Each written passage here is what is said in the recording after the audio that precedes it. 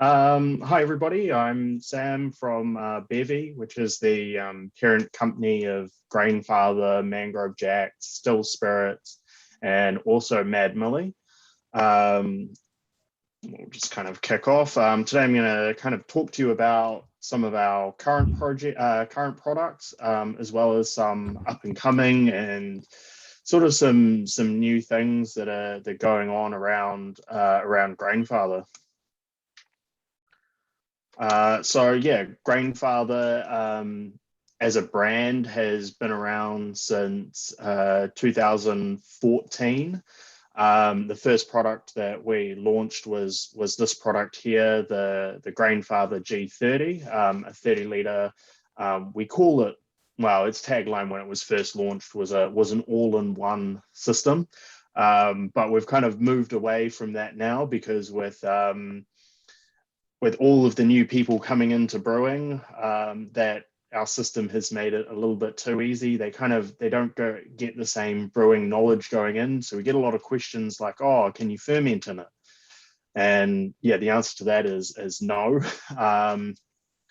Still a very common question that we get, but I think that most of you guys would know that, yeah, usually between three-tier systems, that there's your brew house unit and then your fermentation set and so on. So a little about me, my least favorite subject, background in chemistry, materials chemistry at Auckland University. I'm currently the brewing and distilling manager for Grainfather. So that does branch out into Mangrove Jacks and Still Spirits. I've got a diploma in brewing technology from the Siebel Institute out of Chicago. I've been homebrewing for over 10 years. I discovered homebrewing in my last year of my undergrad when I was just getting into craft beer, but like every uni student, I was poor as dirt and was like, well, how am I going to drink this fantastic beer when I can't afford it? And that's when I was having a house party at my flat, and a friend of a friend brought round a keg of beautiful cream ale that he'd brewed on tap. And I pretty much hounded him for the rest of the night. And that's the next day I went round to Brewer's Coop, bought a homebrew kit, and sort of the rest is history. Background in new product development and commercial manufacturing, certified Cicerone, BJCP recognized judge, judged alongside Reese at a couple of events. And I'm currently going through the Institute of Brewing and Distilling certificate in distilling, which I should be hopefully completing sometime in the next couple of months. So my role at Grainfather is pretty much to act as the brewing and distilling knowledge hub for the company. We're a company that does have a lot of home brewers and distillers right throughout the company, but as the company's grown, you can't fill every role with a brewer and distiller. So my role is to kind of act as a go-between or knowledge hub for them. So I help with marketing and content. I help with new product development and testing. I do a lot around customer service and troubleshooting.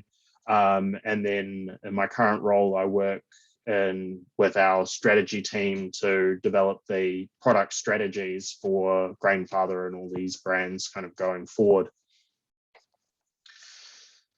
Anyway, enough about me. So I hope that many of you guys are familiar with our products. As I stated, we started off here on the left on the G30.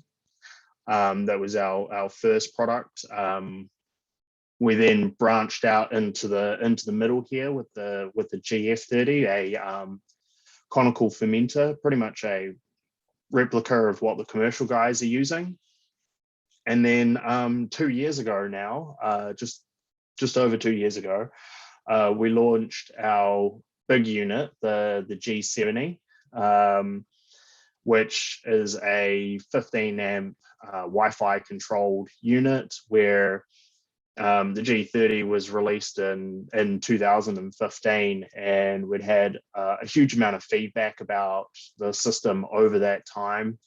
But there was no easy opportunity to really change anything or do anything with it. And we had seen that a lot of brew pubs were starting to use our product in their breweries as pilot system. We had a lot of homebrew clubs, having 4, 5, 6 of these units in their club, and we kind of thought, well, maybe we can do something that's a little bigger, that 2 or 3 friends might go into to bring down the cost, and then split that work between them and have a little party guile competition to see who can do the best ferment and funk that beer up the most. Unfortunately, when we launched that, COVID hit. So that whole bringing people together and brewing together didn't work so well. But in saying that, we've sold over 55,000 of the G30 units worldwide, and we've sold over 2,500 of the G70 units. And then, we kind of went in from there. We kind of pulled on. I did actually just miss this, the glycol chiller unit. That was actually after the conical fermenter. Most of you guys will be familiar with glycol chiller units. It's effectively a refrigeration unit that replaces the need for a full-size fridge to house your fermenters. So the glycol chiller unit can effectively run independent fermentation profiles for up to 4 fermenters. 4 of either our conical fermenters, or we've also just released over to the far right our glycol chiller adapter, which can adapt anything from SS Brewtech fermenters to plastic buckets to full Wi-Fi temp controlled fermenters. And eliminating that need to have 4 full-size fridges in your garage taking up space, when that would be much better taken up by a kegerator. So I've been saying G series a lot, and pretty much what this is that we're now also starting to launch make a bit of a split between our products. So the G series represents everything that's Wi-Fi or Bluetooth controlled, which has full integration with our free online recipe creator and app. But there's kind of a need for a lower entry point into brewing that's kind of housed mainly by the robo brews and the Gutens out there, which they're all right, but they break down a lot, and very short warranty periods, and that sort of thing. I probably shouldn't be saying that on record, but we all know it's there. Even Key will admit that when you get a few drinks into them. But so we wanted to kind of have something that would be suitable for people to kind of get into the hobby at probably a bit of a lower price point. And the main way that we do that is by taking out the connected side of it, effectively thinking of these as a manual unit, very similar to a very manual, sort of 3-vessel system, but still keeping this 1 to 2 vessel system style. So probably the one that most of you guys have been sort of keeping an eye out for. There's been a lot of talk about this guy since we first had it on display at Beervana a couple of weeks ago. We're launching, I believe, end of the month is the new G40 product. So that's a 40-liter wort into the fermenter. Kind of takes everything that we learned from the G70, our original unit was manual, and then we upgraded it to Bluetooth, and then we've gone into Wi-Fi. And the reason it took us, so long with that is,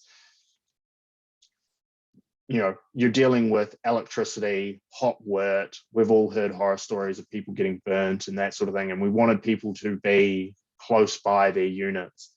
So it took us a long time to get comfortable with that Wi-Fi capability of not being within line of sight of the unit. When I was building 3 vessel systems, there's no way I would have, gone off for, near an hour, completely out of line of sight, and then come back, because my temperature would be God knows where, and and I'd probably have a massive mess to clean up.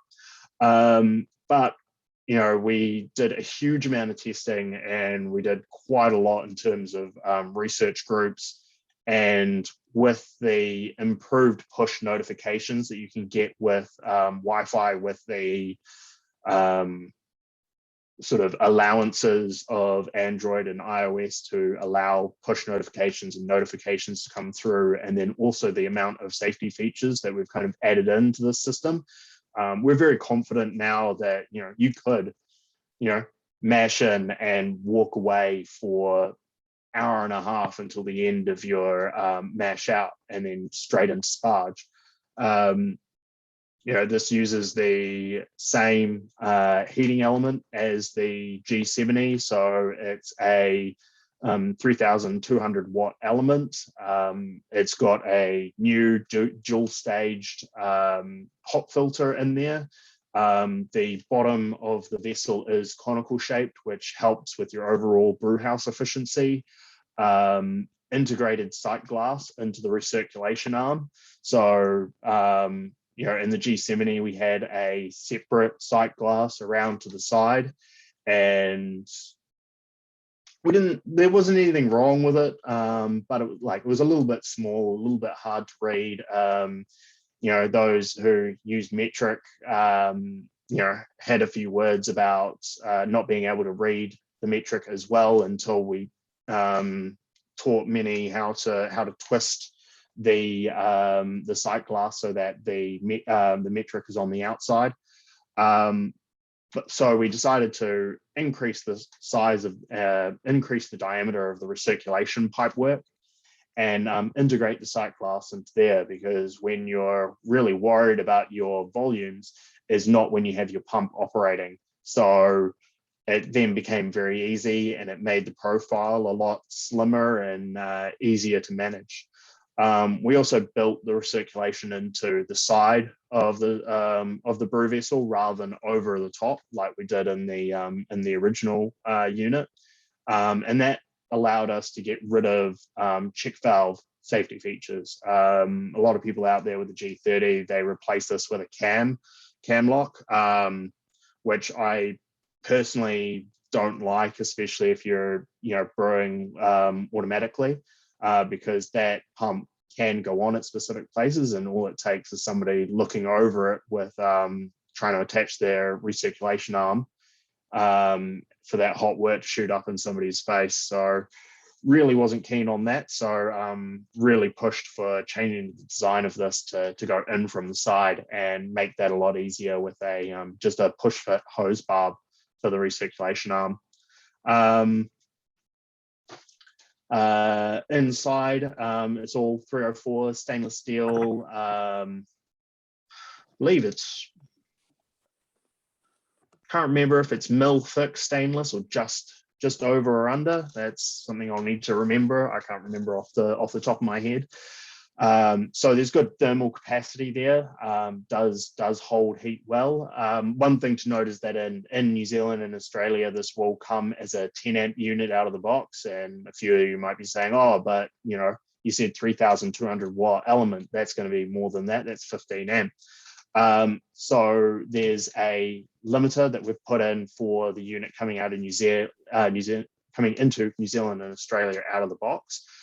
But with a 15 amp power cord and changing the settings, you can upgrade this to a full 15 amp unit. So it allows people to brew 23 liters at 2,400 watts. Easy enough. It does get a little bit hard if you're trying to push out 40 liters at that size.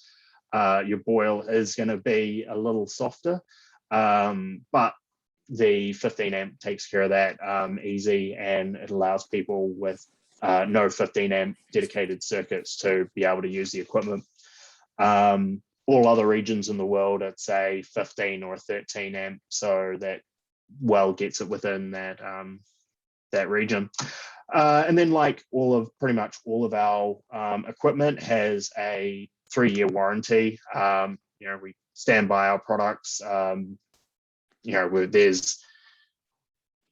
think we have a pretty good reputation for customer service. We do really try to be there for people having issues or having problems with any of our equipment. So we definitely try to back that up. So along with the G40, and there's the mash basket. So a slight change on the mash basket design. We've gotten rid of the overflow pipework in the center of the grain basket and gone for a perforated design to act as your overflow. And that just kind of simplified down the mash basket a little bit, allowed us to save a bit of cost so that we can get the price of this unit down a bit. We were aiming to bring this in at the original price of the G30, so coming in at about 1,300 NZ. And that's the target that we're still trying to hit on that. I don't know what the final figure is, but it's going to be around about that 1,300 to 1,400 mark. Anything else that and then the same upgrades that we had from the G70 in terms of the rolled mash plates. I've already talked about most of those. So we're also launching another new product, which didn't get as much hype on social media, but this is the new S40. So this is just a 2,300 watt 10 amp simple brew system, double walled, so that you help to get that heat retention for larger batches. So again, aiming for this unit to be 40 liters into the fermenter. No Wi-Fi, no Bluetooth, a simple proportional control device on here. Welded bottom mash basket. Going back to sort of the old days of dual switch between elements to help maintain mash temperature and everything like that.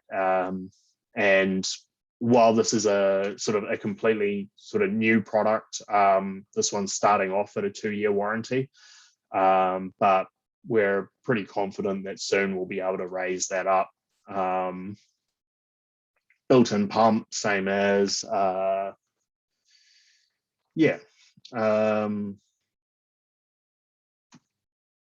and there's the same view from the back. Okay, so Robert might be interested in this one specifically. So launching a a 70-liter fermenter. So again, this falls into our S series range because this is out of the box, not going to be a Wi-Fi or Bluetooth device. But as I mentioned earlier, we've got the glycol chiller adapter or GCA that can be used with this fermenter to make it a full Wi-Fi temperature controlled unit. So 70-liter capacity, dual valve, sampling valve and dump valve down the bottom, 1/2 inch down the bottom, and a 1/4 inch sample one, which has an elbow in there for ensuring you're sampling above your trub and dry hop level. And more often than not, you'll be transferring into your kegs from the sample valve rather than the dump valve. 1.5-inch tri-clamp on the top, so you can pressure transfer out of there.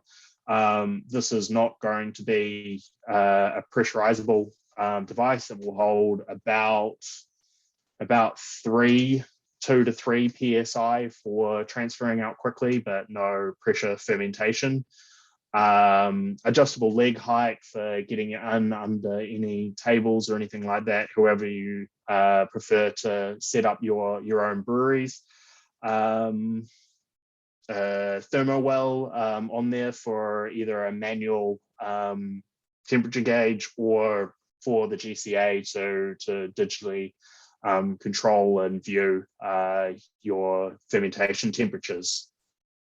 And again, as a sort of new product in this S-Series range, it's starting out as a 2-year warranty as well.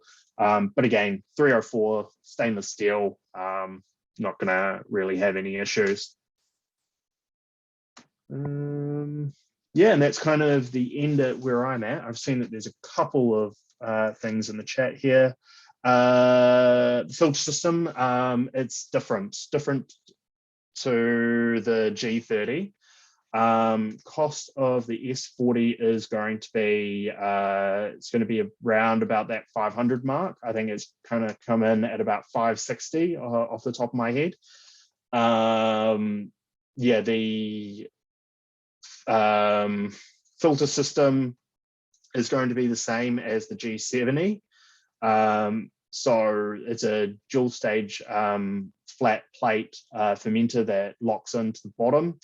And that's pretty much because when the G30 came out, people were nowhere near dry hopping. I mean, end of boil hopping to the same levels that we are now with the haze craze and everything like that.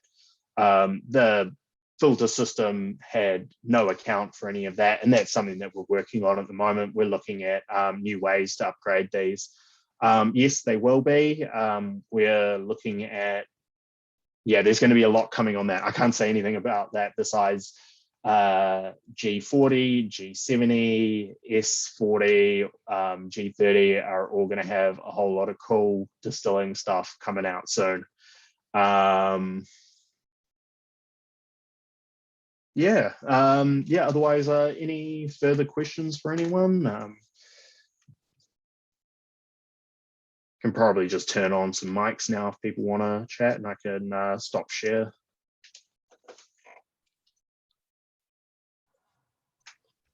Hey Sam, Steve here. Just probably a selfish question. I've got a G30, one of the old original ones. I think I bought in 2015. Just brewed the other day actually, and it's no longer holding its mash temp. It's just falling away, but it's not the connect. It's pre-connect. Pre-connect, yeah. Yeah. So is that basic? It's more than likely that's the issue than the elements. Yeah, definitely. Okay. The way that the elements are brazed to the bottom plate there's not a lot that can go wrong. Either they fail early when there's air bubbles like in the braze and they come apart, and that's really obvious. Otherwise, it's usually the wiring to the temperature probe. A little bit of short circuiting or anything like that, a little bit of moisture that's accumulated in there along with some oxidation and that sort of thing can cause that temperature probe to wander a little bit. Unfortunately, it's not something that you can replace on that, replace the temperature probe or anything like that. Yeah. No, that's cool. I understand that. That makes sense. The Connect is still an easy upgrade from the original GF30. Just whack a Connect on there. Yeah, definitely. Yeah. Cool. Thank you. I just had a question. I know when I originally had the G30 before I got the G70, and I know there's some things in there that I read occasionally. People complain about this and that. I never really thought anything about it until the G70, and I kind of realized how it was just easier. There's lots of things that just kind of work better. Is there anything you've improved from the G70 to the G40? Anything that I'm missing out on? No, just mainly the big difference is just the way that sight glass works. On the G70, it's still off. That's off to the side, whereas that's integrated. the other thing is that the G40 has a second temperature probe in the unit. And that was just to help give us an extra point of measurement so that we can get more data to improve that PID algorithm that we briefly spoke on before a lot of people joined.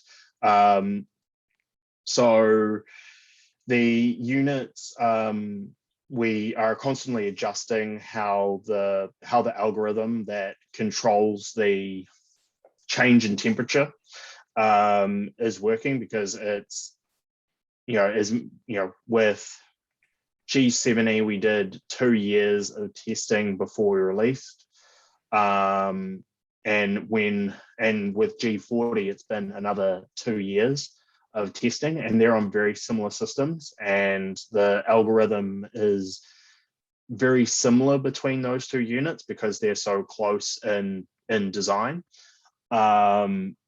So over time, that is improving based on any customer feedback that we get from people around that. When we get information back from people who are having issues, or people actually give us feedback around that, we can, if the customer wants us to, have a look at that brew, and we can actually track and see how that mash temperature profile went. And that's something that we're looking to allow users to then export themselves as well, so that they can actually keep a record of how their mash profiles are tracking, so that you guys have increased repeatability on how your mash went. So if you're consistently getting a spike from 65 degrees to 69 degrees, and that might be 37 minutes into the mash each time, and that I don't know, that might coincide with a particular brew that has a high proportion of flaked rice in it or something, and that effectively is that full mash bed becoming saturated and compacting to a point where it's then creating a change in the flow through the system, and that system is then spiking as it's trying to recover. Then that's something that we can start looking at to take into account into the algorithm. So it's a constant learning process, and the goal has always been for, commercial level equipment and monitoring and everything like that for the home brewer. I noticed on the G40, on that on the grain basket, you had the perforation, those holes around that first. They actually also go up the sides behind the brackets as well. So so that is another difference. Good spotting there. So we've kind of done away with the overflow pipework that's in the G30 and the G70 in this one, and that's something that we will look to bring back into the G70 as well. And effectively, you've got it's kind of almost like a float valve within the system. So as you're recirculating wort across the top, the wort level rises based on slow flow through the grain bed. That then allows it exposure to new holes up the side of the perforation, and that overflows to the side, helping to maintain that system. And that overflow is actually really important to the system, because that helps to stabilize and eliminate any lag in the system, which again comes back to that PID control and help making sure that remains as consistent as possible. So one less thing to clean in this unit as well.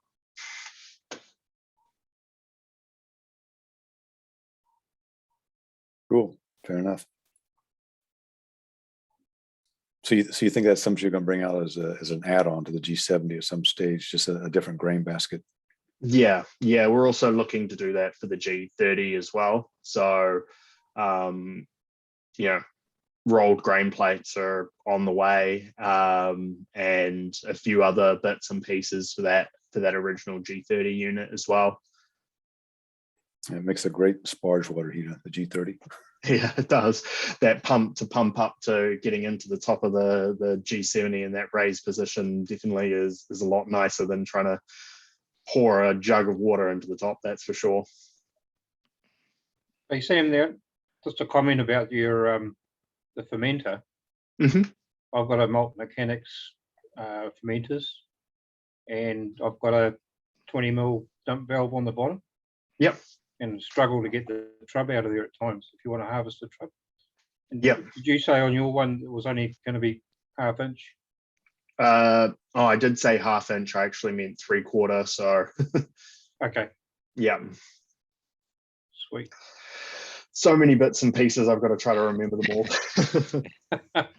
Fair enough. Yes. Cool. Sorry, Sam. Kyle here. Just Hey. on the fermenter, the 70. I didn't quite pick it up. Can that connect to the glycol chiller? It can, using the glycol chiller adapter. So that's effectively the controller from the conical fermenter, and it comes with an immersion coil and heating pad that you then can stick to the side of it and transform really any fermenter into a temperature controlled Wi-Fi unit for the glycol chiller. Okay, so you'd probably need to develop a GF70 then to be similar to the double jacketed fermenter. Is that something they're planning to do? Yes. Okay. Yep, I'm working on it currently with the guys. We're getting our first samples of hopefully the end of next month is when we're getting our first pilot product and to do some testing with. So it's still a while away. I'd say at least probably 1.5 years away, but definitely something that we're working on. And yeah, will be pressure fermentable. Wow. Yeah. Oh, that'll be a really cool piece of equipment. That would. Yeah. Excuse the pun, but it would be. Yeah. Okay. Cool. Thanks. I've got the first fermenter that must have been the G30, is it? I don't know what the model numbers the acronyms are. Yeah. Yeah, GF30. Yeah. 30. Yeah. Is there any sort of like you can only sort of cope with 1 psi pressure in there because I've got the pressure transfer kit. Is there proper mods for keeping the lid on better or something, or sealing the lid? Yeah, we are working on that. We are looking at a couple of different systems, and that's kind of going to come into the distilling aspect side. We've seen a few mods on there that people have been using. Some 3D printed things I've seen. Oh yeah, those and some sort of cool G clamp sort of things on there. Yeah, we are definitely looking at how we can improve that a bit, just to make a more consistent, sort of 2 to 3 or up to 5 psi to just help with the speed of that transfer out. Yeah. So the new models, have they got? Can they handle more pressure? Have they got more clips on there, or this was so the SF70 does have 6 clips on there, so that does hold better pressure than the 4-clip one. The new ones that we're working on I can't really say how much PSI we're aiming to go for, but it will be more than 5, less than 50. Yeah. But not as much as SS Brewtech, or is that being too cheeky? I actually don't know what their one's aiming for at the moment. Oh, Sean can probably answer that question. Yeah.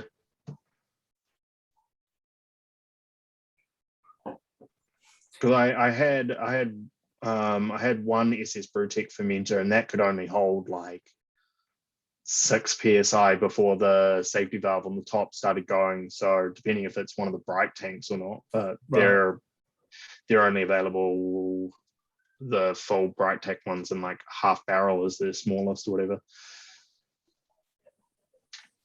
So, do you want to change the channel a bit and start telling us about Mangrove Jack's yeast?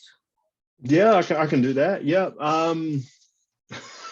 Hadn't prepared for that, but that's yeah, why happy we to got you on answer the any fly. questions. Yeah. Yeah, so obviously as overseer and Mangrove Jacks, where we've got the full line of yeasts in there as well. The latest ones that we've released is the M66, the Hophead Ale yeast, which is our sort of New England hazy sort of yeast style. So that has the glucoamylase in there and a few of the other ones in there for help getting that biotransformation of hops. Besides that, we've also released our Voss strain Kvike yeast, which is M12, I believe it is. So who allocates the number? Because Andrew Childs came up with the first series of numbers. So whose job is it now to come up with a numbering scheme? It wasn't his job. He's just claimed that. We said some of the yeast were named after his birthday and all sorts. He's pulling your chain. They're pretty much randomly selected. There was probably one or two that were Peter Eastwood's favorites, and he decided to number them like that, and it kind of was like, well, what do we? Where do we go from there? Yeah. Yeah. So it's kind of just it's our food science engineers over in the UK who do all of our yeast lab, their job to kind of pick the number, and we kind of run with it. So I don't even know how they've picked those numbers. So. And are there any other new strains that have recently come out? No, those are the two latest ones. We're kind of looking at a few. There's a few that we've kind of got in the pipe work, potentially around some like mixed culture sort of strains, and also looking at, well, we're all trying to get through and get a non-alcohol producing sack strain in there for all these low percent ones, so that people have that option if they want to do that. Not personally my thing, but all the power to those that want to home brew a 0% alcohol beer. Yeah, so not a lot in the pipeline there at the moment, but a few things that are kicking around in the background until we kind of find the right strain and right time to release them. And what about some of the other Quebec styles? Because from my understanding, the Voss one's kind of the most kind of boring, really. Yeah. So yeah, we are continuing to do some testing around the different Kvike strains, but at the moment I have no dates on when or if we're going to release any more of them. Unfortunately, just the way that most businesses work, we have to sell enough of the first strain before we can validate releasing another strain in that kind of series. So yeah. And anything to like the likes of Lallemand, the Philly Sour they've come up with non-Saccharomyces strains? Yeah, we are definitely working in that area. We definitely want to release something like that. I love doing kettle sours through the summer because they're sort of like my perfect lawnmower beer. I'll come back and drink a whole bunch of those. We've got a few different hopped kettle sours that I do, kettle and fruit, that sort of thing. So I'm really keen to try a few of those, and I should hopefully have some new samples arriving of it soon. So that kind of gives a little bit of an indication that it's reasonably close. But have you tried the Philly Sour one yourself? Yes, I have. quite liked it.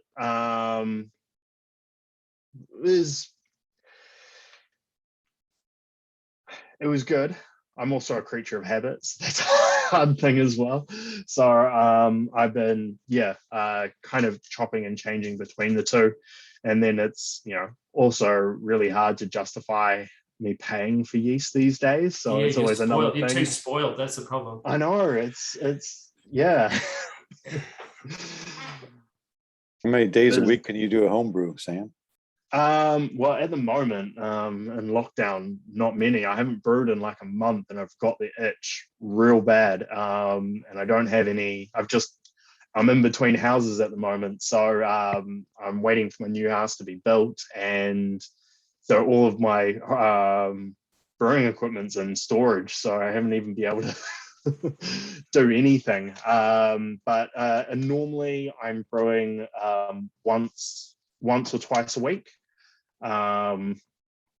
which is quite nice to do. It just depends on what products are coming through. So pretty much all of the brewing that I do is around testing either equipment or ingredients.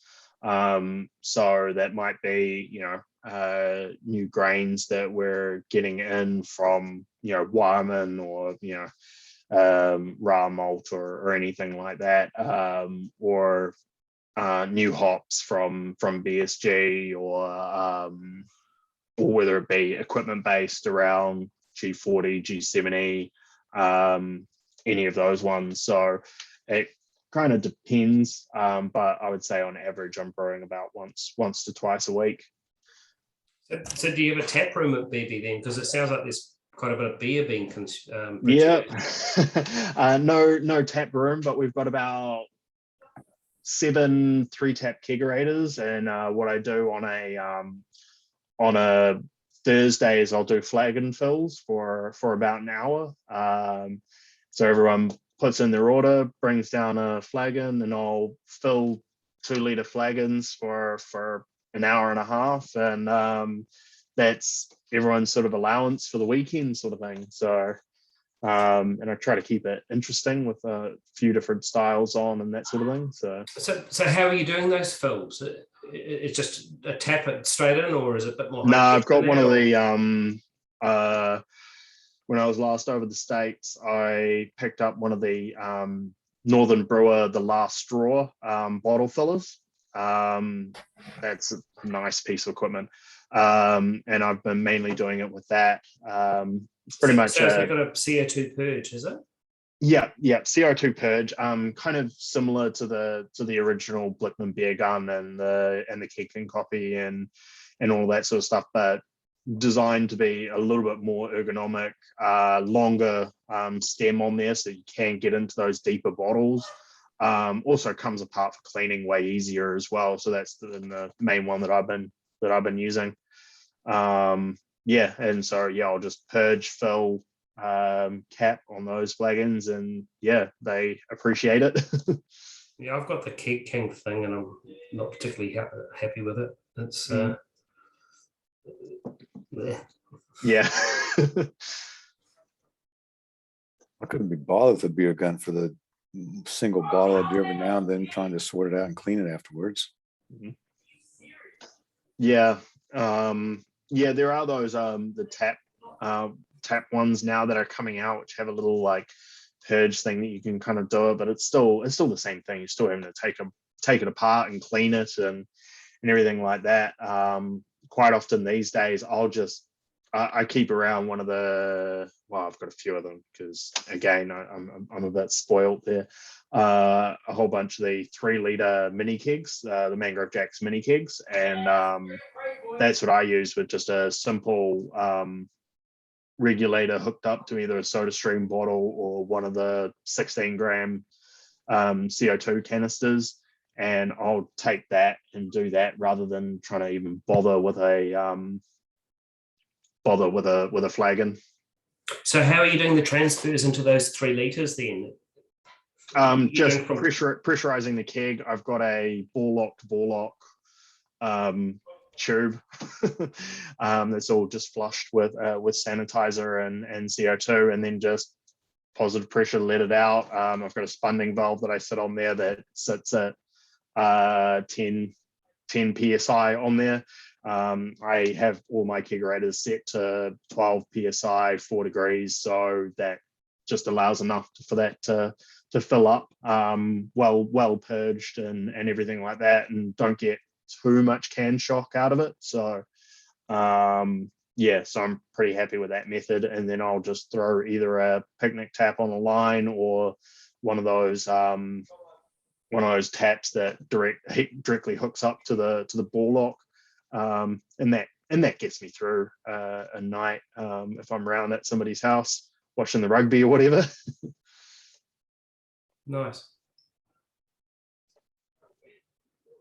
And do you have anything to do with the Mad Millie's cheese side or anything? Have you got secret cultures going on at home? Have you got moldy bits of blue things going on? No, I haven't done too much on there. That's all handled by our food science, our food scientists. Only time I step into that is they have their little like home vodka to gin flavoring sachets and that sort of thing. I've been meaning to get a bit more into the cheese side. I was never that into cheese, but I'm starting to come around to it. So it's one of those things that I'm starting to play with. So you got to come up with your cheese and beer matches. Yeah.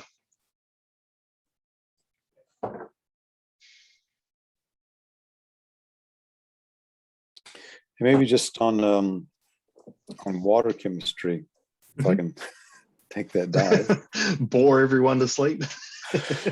I do absolutely nothing. I occasionally add a dropper of lactic acid because I think I should. But if you just look at the picture of Auckland water, what would be just a typical, if we need to add anything, what would it be?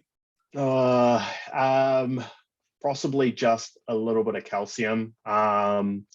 New Zealand water in general, as long as you're not getting bore water or like, round Rotorua or anything like that, it's all pretty soft, pretty low minerality. Auckland, most regions of Auckland, you're split between 3 water sources all year round. So it's a mixture of usually one of the natural springs, whether that be Onehunga or there's one in Takapuna, and then everyone's either on mixed with that, Waikato, and then Waitakere Ranges rainfall water. So with that rainfall water in there, that's low minerality. The spring water is usually reasonably high, but that gets so diluted with the Waikato River and the rainwater that it all ends up pretty low and pretty stable. So I normally just say, a touch of calcium just for your yeast health, and you're going to be pretty balanced there on your water profile. One thing that's not really taken into account, but something to just keep in mind, is that with your maltsters, they're germinating those grains in water from their local source. And obviously when they dry those grains, that water all evaporates off, but those salts are still there. So that's something to kind of just think about there in the back of your head, that what you're adding is not all that's being added when you're brewing as well. So it's always better to just err on the side of caution, and that's kind of why with the water calculator that I've developed on the Grainfather one, it's always on that touch lighter side than what some of the other calculators will do. So when you say calcium, just calcium carbonate, or are there any other salts? No, not calcium carbonate, because calcium carbonate doesn't really dissolve very well. So either calcium chloride or calcium sulfate are your two typicals. But again, you then got to worry about your chloride to sulfate ratio. And most people, I got I did chemistry as my honors degree, and most of that was spent around environmental chemistry, which is all water chemistry.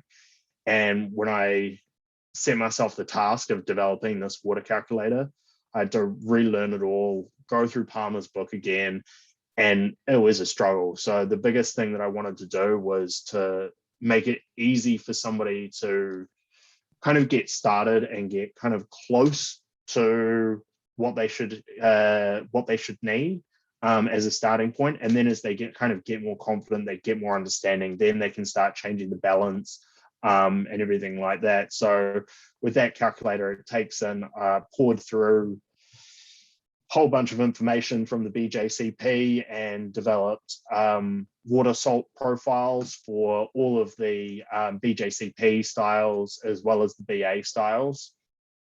And then what it does is it takes your source water profile and tries to match it to that BJCP water profile in terms of chloride to sulfate ratio, magnesium, those are pretty much the main ones that is trying to do: calcium, chloride to sulfate ratio, and then magnesium.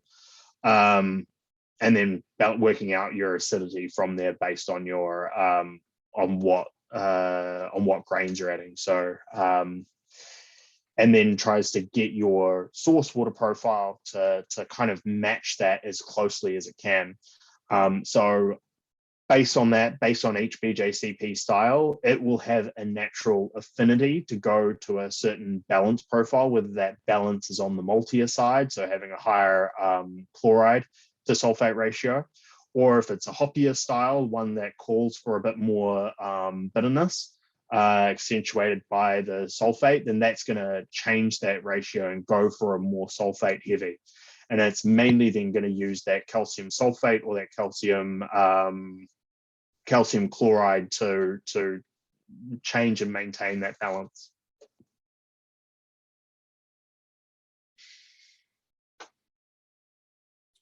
So I think I'll continue just doing nothing. All good. What about gypsum? Yep, that's calcium sulfate. Okay. Yeah. Yeah. So, well, Robert, you're mainly making pilsners, right? And Auckland water basically is pilsner water. Mm-hmm. So if you're making pilsners, doing nothing's the right course of action.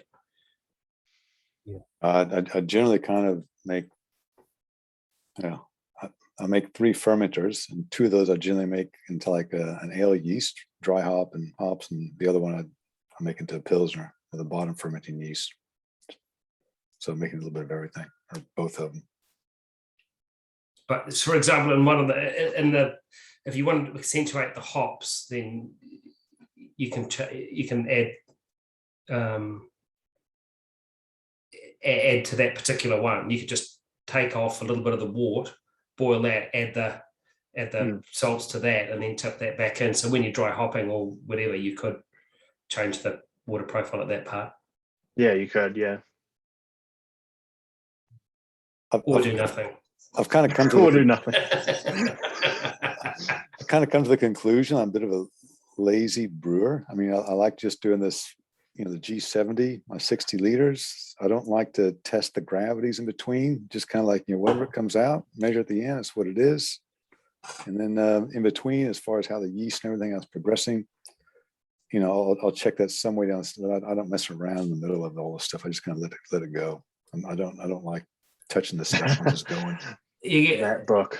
This is the book. It's there's a copy of it in the library. If you want to fry your brain, this is the one you get. Although in the series, I found the hops one was the hardest one to digest. Yeah, the malt one's pretty hard as well. Yeah. For me, it was definitely, those 3.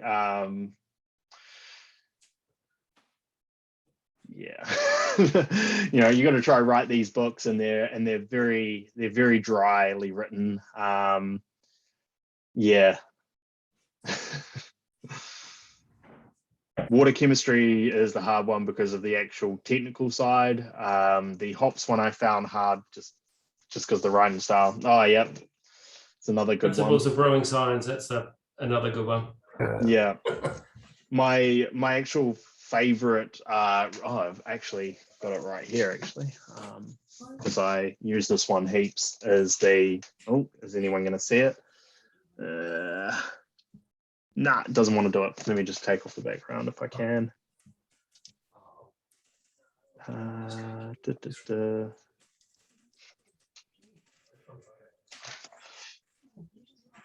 There we go. Tasting beer, Randy Mosher. This is probably the best written brewing book I've read. It was the first brewing book that I couldn't actually put down. It was that good reading. I'm currently in the middle of Scott Janish, the new IPA, which is pretty good, but kind of getting along that lines of the water book. It's very technical, so I pretty much aim to read a chapter and then I fall straight to sleep. But lots of really good information in there, so yeah, I can recommend that one as well. So Clive, this looks like there's a couple here we could add to the library. Yeah, I don't reckon I know of both books, but I don't think we've got them in the library. So let's spend some subs.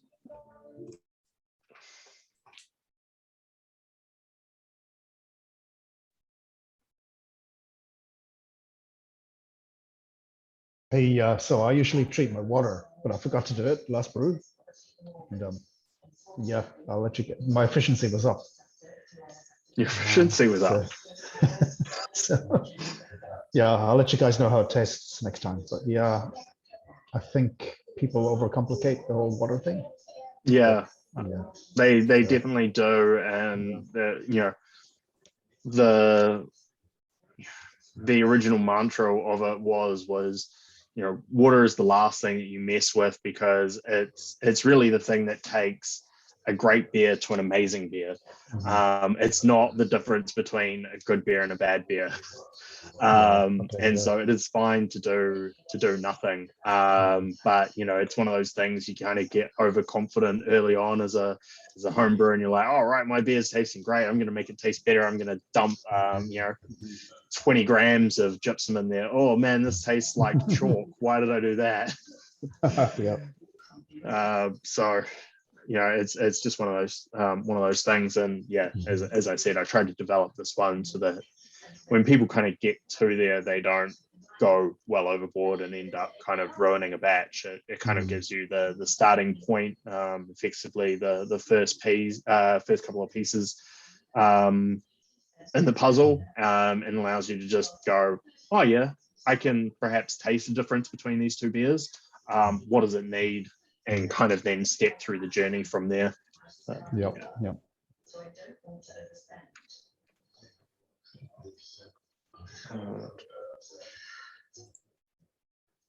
Okay.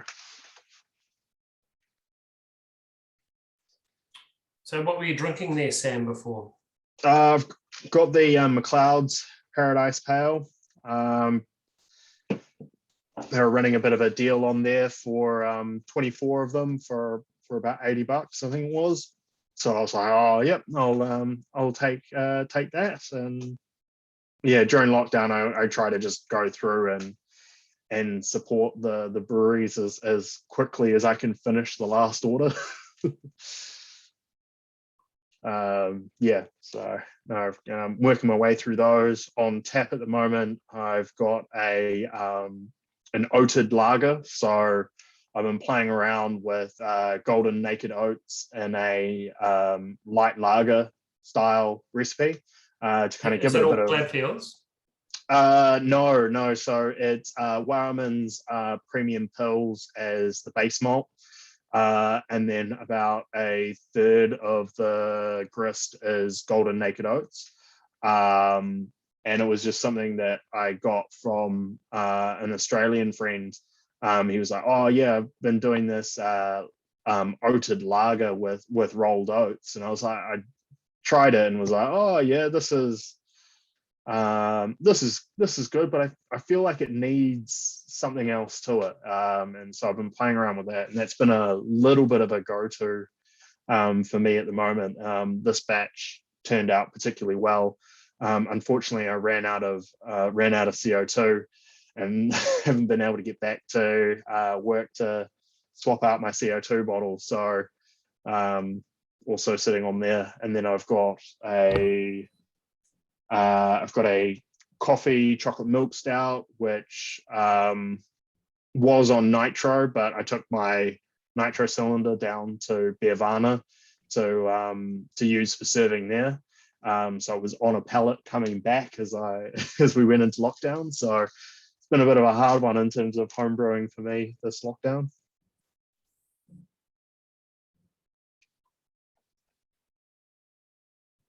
You should get compensation from Bevie to buy that. I should. If you can't be brewing it. I know.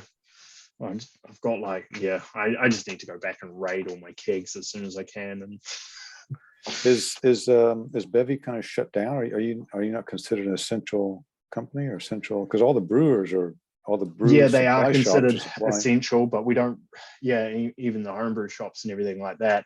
So we are currently on a skeleton crew that's mainly focused on just trying to get out our international orders. But hopefully if we go back down to level 3, we'll be next week, then we should be back full of business and be able to fully restock all the homebrew stores and everything like that, and get any orders out from the grandfather website and all that sort of thing done as well. So we're all office staff are out of the office. We've got a couple of people just receiving items and stuff into the warehouse, and a small production team on alternating cycles to get through. So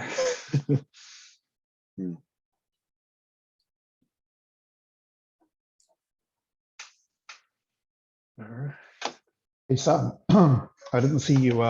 You didn't mention the grandfather mill. I saw that on YouTube. Oh video. yes, yeah. That looks pretty cool. What's the story with that? Yeah, so it's a new electric grain mill. Woohoo! Same as the name suggests.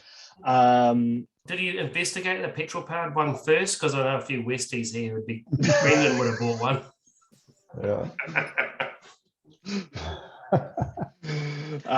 We did. The grain mill has been a bit of a running joke within Bevie for a long time, because it's been about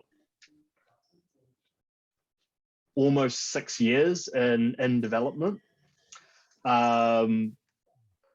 Mainly because we developed this really cool idea for a compact integrated mill with a motor, so that people didn't have to have a drill on hand or anything like that, and was small and quick, and was easy to adjust and everything like that, without having to get Allen keys out and everything, and feeler gauges to try get everything going.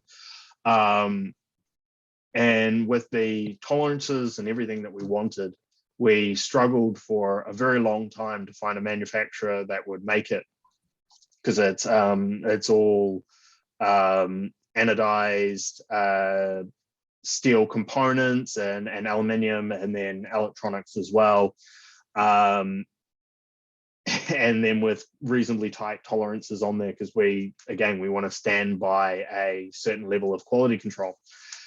We finally found a company that would help us make it, and they do Bosch drills, and they're making hundreds of thousands of those. So we were never really big fish for them, and so they were like, oh yeah, we'll do it next month, and kind of pushing out from there. But it's actually a really good, handy little mill. Mills through grains at 1.7 kilos of grain a minute. There's been a few comments on there about the small hopper on there, and it's only a 1 kilo hopper. We had to do that because of regulations. We weren't allowed to sell a certified grain mill to the homebrew market if it had a larger than 1 kilo hopper. Now, if people want to modify that and say put a larger hopper on there, or we want to release a larger hopper and say 6 months, then there's nothing stopping that. But out of the box, that's what we had to do. But you still pour through that and you think, well, that's almost 2 kilos of grain per minute. Your standard batch is, for a 23-liter batch is about 6 kilo of grain. That's still about 12 minutes, for that much, much grain. Out of a 4-hour brew day, it's not that much. It's not that much time, no. And the grain mill that I currently have in the brewery was one of the early prototypes, and that's put through, I think at last count, it was about 6 tons of grain, and still going strong. So pretty much no homebrewer is going to be able to break the blooming things. So yeah, it's and it's reasonably priced as well, coming in at about 350 NZD at the moment. So not bad. No, it's not bad. Yeah. What was the restriction on the hopper size? Why is that a thing? Because certification, your clothes caught down there and stuff. Yeah, we had to change the grilling on the bottom in case a child, while it was on, stuck their finger up the inside, and for some reason the rollers moving this way somehow mangled their finger, even though if you've got movement coming one way and try to go the other way, it's not going to really do anything. But all the sort of hoops that we had to jump through for it, really extended it. So if anyone talks to Brian about it at Brewers Coop, he'll have a good old laugh with you about it, and and everything. But no, it's a good little unit. I'm real happy with how it's turned out, and can't wait to get more of them out there. We already sold out. We were like, we finally got 600 made, and they sold out like that, and we had our next production plan for arriving in January, so we've pretty much got nothing now for 2 months until that gets here. So good problem to have, but still a problem. I watched the review on that from David Heath. He's been dogging you guys for the last couple of years, and he didn't have a bad thing to say about that mill. He thought it was okay. He wasn't very happy with us for a while.